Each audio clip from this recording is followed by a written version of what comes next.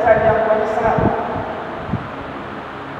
Dulu telah memberi kesempatan kepada di bulan Ramadan, diberi kesempatan kesihatan, diberikan kelebihan dan harta benda, tetapi tidak membelanjakan semuanya itu, tenaga kita, kesihatan kita, harta benda, visa kita. Akhirnya di akhirat nanti kita jadi orang-orang yang menyesal. Sahabat Rasulullah SAW pada suatu ketika, di saat-saat kematian beliau, sahabat ini berkata, alangkah baiknya kalau dapat. Kemudian sahabat berkata lagi, alangkah baiknya kalau sembuh. Dan yang ketiga sahabat ini berkata lagi, alangkah baiknya kalau lebih jauh. Di saat-saat kematian beliau, Allah tunjukkan beberapa perkara sehingga sahabat-sahabat ini mengucapkan 3 perkataan. Ditanya kepada Rasulullah SAW, apakah yang diucapkan oleh sahabat ini? Rasulullah SAW katakan, yang pertama, alangkah baiknya kalau yang baru. Rupanya sahabat ini berkata ketika mempunyai mulai pakaian, yang satu yang baru dan satu yang lama, pakai mulai sekali pada musim sejuk. Lalu berjalan beliau keluar dan melihat ada seorang laki-laki yang disebutkan kerana tidak mempunyai cukup pakaian. Sahabat ini kasihan kepada laki-laki yang tidak mempunyai ini. Apa yang dilakukan? Dibuka baju baru dia, dibuka baju lama dia.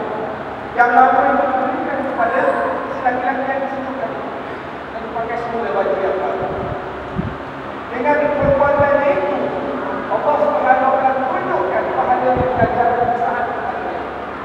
Besar ganjaran. Sehingga sahabat ini mengatakan, alangkah baiknya kalau yang baru. Yang kedua, alangkah baiknya kalau semua. Di suatu pagi, sahabat ini ingin bersarapan dan secukupnya roti. Belum sempat beliau menjamah roti tersebut, datang kepada seorang fakir, minta makanan buat sahabat pagi.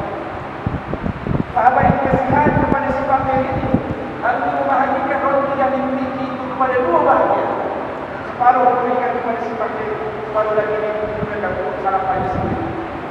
Allah tunjukkan ganjaran pada saat kematian.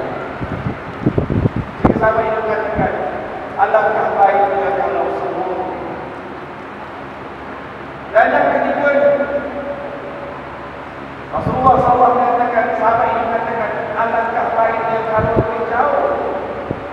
Suatu hari kita tahu bahawa sahabat ini melihat seorang laki-laki tua yang buta sedang dalam perjalanan ke arah satu arah. Laki-laki, sahabat ini memimpin tangan orang tua itu untuk berjalan beberapa langkah sampai dekat kawasan masjid. Sahabat itu pun berkata dan bersemayam. Orang tua itu merupakan orang Yahudi, orang bukan Islam. Dia nak balik ke rumah. Lalu sahabat itu mengarahkan orang jalan sebalik dan terus sampai ke rumah. Sahabat ini masuk dalam masjid semayam. Dengan hanya beberapa langkah memimpin orang tua tadi, Allah tunjukkan ganjaran yang bakal diperoleh itu besar. Sehingga sahabat ini berkata, alangkah baiknya kalau lebih jauh. Itulah di antara penyesalan-penyesalan orang